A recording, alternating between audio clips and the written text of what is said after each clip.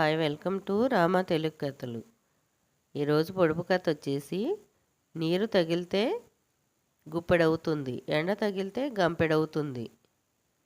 దీనికి ఆన్సర్ కథ చివరిలో చెప్తా. ఈరోజు కథ పేరు దేవుడు చేయలేని పని. ఒక రాత్రి పానుపైన ఎదిరిస్తున్న అక్బర్ చక్రవర్తికి టక్కున ఒక ఆలోచన వచ్చింది. దేవుడు సర్వసమర్థుడు, ఆయన చేయలేని పనంటూ ఉండదు.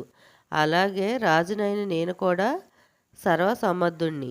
నాకు కూడా అసాధ్యమైన పని లేదు, కానీ సృష్టి మాత్రం నాకు అసాధ్యం. అలాగే భగవంతుడికి కూడా సాధ్యం కాని పని ఏదైనా ఉందా అని సందేహం కలిగింది. ఎంత ఆలోచించినా అక్బర్కు దీనికి సమాధానం దొరకలేదు.